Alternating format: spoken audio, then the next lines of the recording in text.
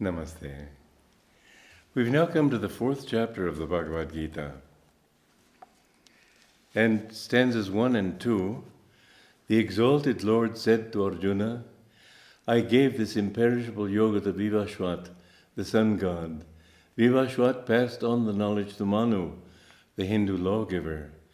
Manu taught it to Ikshvaku, founder of the solar dynasty of the Kshatriyas.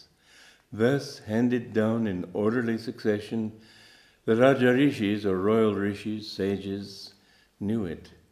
With the long passage of time, however, O scorcher of foes, Arjuna, the knowledge of yoga has become greatly diminished on earth. Now, Krishna is teaching this many centuries ago at the decline of Dwapara Yuga and the dawn of Kali Yuga. And this time that we are in right now is the same period, that we have come down through Kali Yuga and people lost consciousness of what that ancient wisdom contained. And they have come up in, it's strange, but whatever yuga you are in, if you are on a descending yuga, you will remember what the preceding yuga was. If you're on an ascending yuga, you will be prejudiced by the yuga preceding that, so that in descending Kali Yuga, there is still the consciousness of Dwapara Yuga, still the consciousness not of energy, because they don't understand energy, but black magic and so on. You find that, in fact, when I went to Cairo in the museum there, I felt really a strong influence of black magic there. And I've noticed that the entire continent of Africa seems still to be influenced by the descending yuga into magic and then black magic. And both are a great problem for those periods. That's why Africa is still a dark continent. Egypt has no longer got even a whisper of the greatness that it used to have. Some friends of mine have been into the Cairo Museum, and if they weren't strong spiritually, that really affected them, and it unbalanced them for quite some time. Actually, a very interesting thing was Paul Brunton's book, Search in Secret India. He speaks of meeting this adept who lived out in the desert, and the adept said that people don't know what they're unleashing when they open these tombs, because black magic placed a curse on those tombs, and whoever opened them would suffer greatly. But he said this has been unleashed in the world. How true this is, I can't say, but I must say that the world has been going through great troubles and trials since those times, and now seems to be approaching the culmination of those trials. That depression, warfare, and even extraplanetary impact of a comet or something seems very much in the offing. War, yes, absolutely, unfortunately. But these things will change. However, that descending yuga, there is still in the descending Kali Yuga that memory of magic and using energy wrongly. But when they came up from that, their prejudice was material, because the depth of Kali Yuga was at 500 AD. And you see descending consciousness down to that point.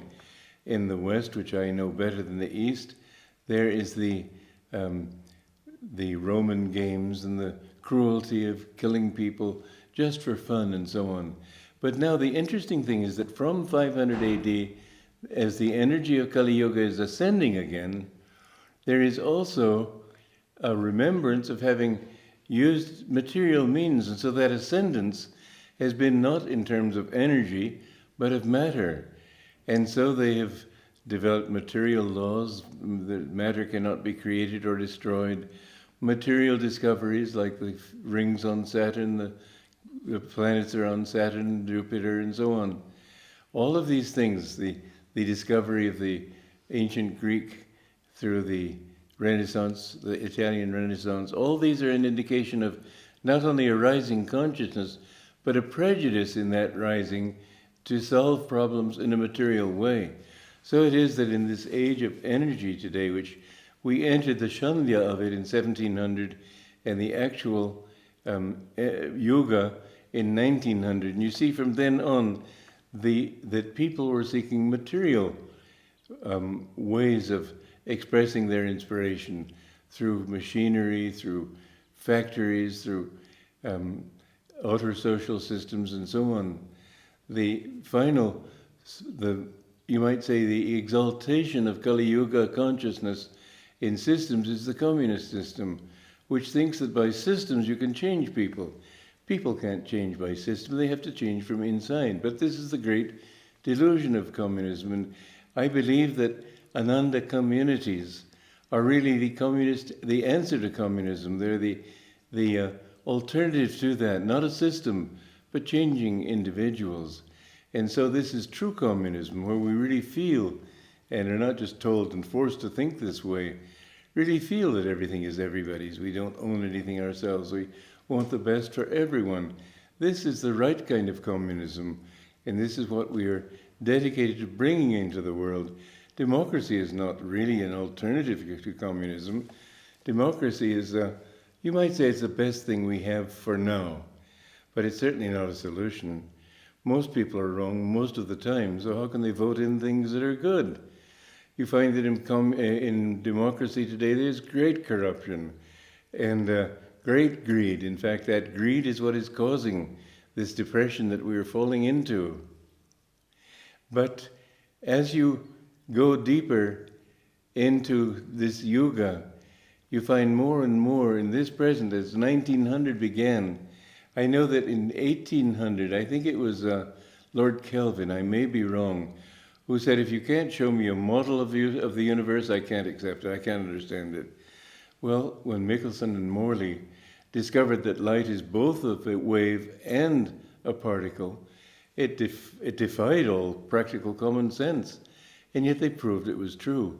And so science since 1900, which is the beginning of Dwapara proper, we find that everything that we know in our age is not a material thing, it's run by energy.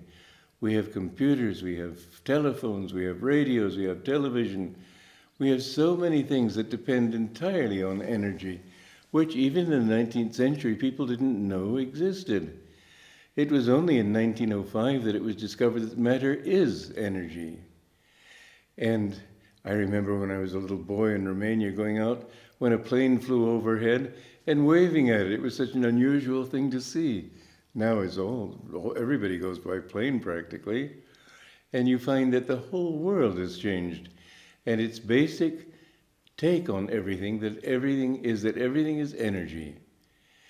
And the more we can use that energy, this is why a very excellent system that my guru taught, and it's really a cornerstone of his teachings, because I think of him as the avatar of Dwapara Yuga. He came to show us that everything is energy and to show us how to use that energy. And the cornerstone of his teachings in that sense is his energization exercises.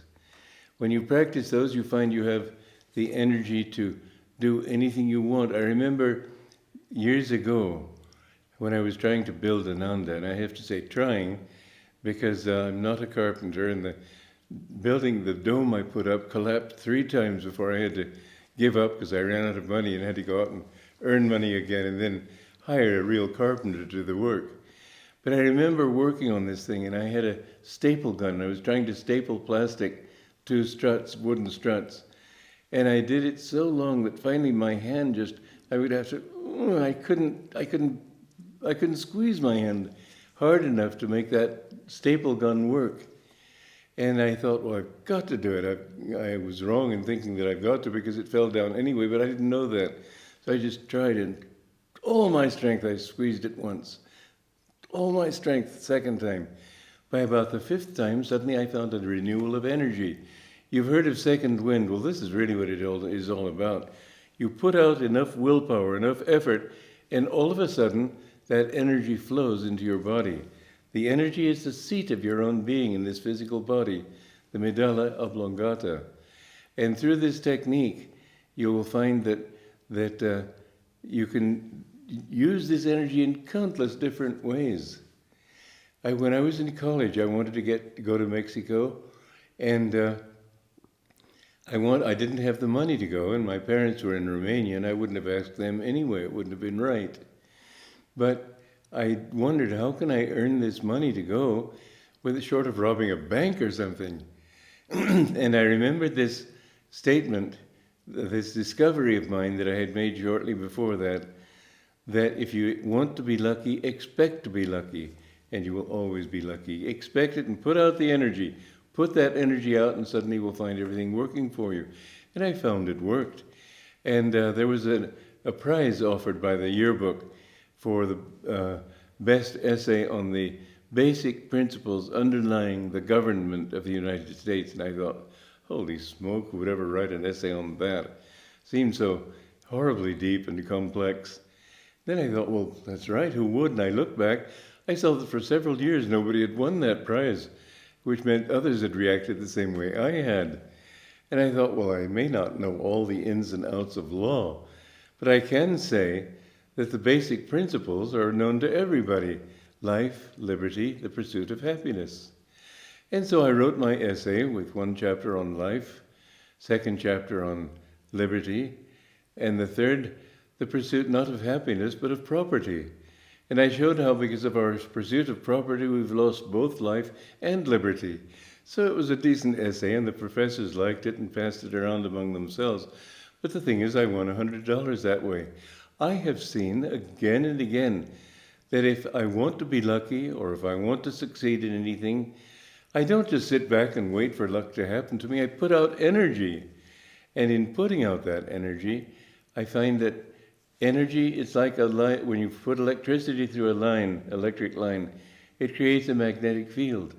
And so when you put out energy from your spiritual eye, which I didn't know then, but I was in effect doing it, when you put out energy, it creates a magnetic field which draws to you.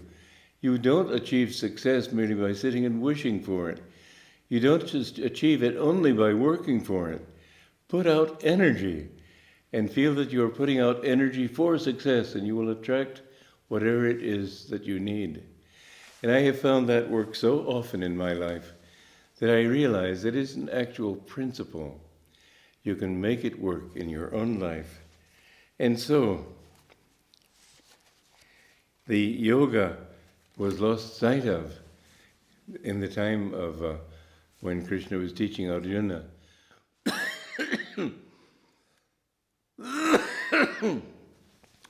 But in this life too, in this time too, yoga and that higher spiritual science has also been lost sight of because we've come up from Kali Yuga. Yoga is not what people think it is, just physical postures. They are a very good system. They're a fine system. And I used to be good at it, although in my old age I can't say that I am. But I was the one always selected to demonstrate it for guests and so on. And the thing is that this is just physical positions. I made a much deeper teaching of Hatha Yoga by showing how those positions affect your consciousness. And even in my book on yoga postures, I've also given affirmations for each posture, so that it doesn't remain only as it would be in Kali Yuga, only a physical system, but it also helps you. But the truth of yoga is not just physical positions. People have lost touch with that deeper aspect. Yoga is energy, pranayama. You have yama, niyama, asana, pranayama. Yama and niyama are the very important aspects of how to live in this world. And it also gives you benefits of it. For example, if you don't have the desire to possess things, to attract things to yourself, it says jewels will automatically come to you. That means anything you consider a treasure, anything you want, you will attract easily. So in satisfying your desires, understand that it's the energy you put out that will help you to fulfill that desire. And you must learn to use that energy correctly. Then beyond that, pranayama is that energy. It's not just breath. It means learning to control the energy. And when you can have that energy under your control, you can direct it toward anything you want. And you can get answers to your questions. You can get success in your efforts. You can counter your enemies and not be defeated by them. In every way, energy is the basis of this new Yuga. And so it is necessary in this time also for that original yoga taught by in the ancient times, Vivaswas and so on. It is necessary for that thing to be revived again in this age. People have forgotten what yoga really is. Therefore, Lahiri Mahashai, my Param Guru, my Guru called him a yoga avatar, an incarnation of yoga. And my Guru's work in life was also to perpetuate that science of yoga. And I would call him a bliss avatar even more than a prema avatar, because what he manifested to me was above all Satchidananda. I even wonder if he was not in a past life such Shankaracharya. But anyway, in this new Yuga and in this new explanation of the Bhagavad Gita, it is time for these new teachings to be brought out again. And Yogananda, as the avatar of Dwapara Yuga, of this new Dwapara Yuga, he is helping to bring forth these things. This is why the greatest book I have ever read was his book on the Bhagavad Gita, the essence of the Bhagavad Gita, which is this one here. This is, to me, the greatest book I have ever read. It will show you the great science of yoga, which shows that spiritual seeking also is a science. You have to know what you must do. Don't just depend on God's grace. Open yourself to that grace. Only in that way will you be freed. Grace, as I've said many times, is like the sunlight on a building. Yoga is like opening up the curtains to that building, doing your own effort, as Buddha said too, as all masters have said, in order to attract to yourself that sunlight of the infinite. Joy to you.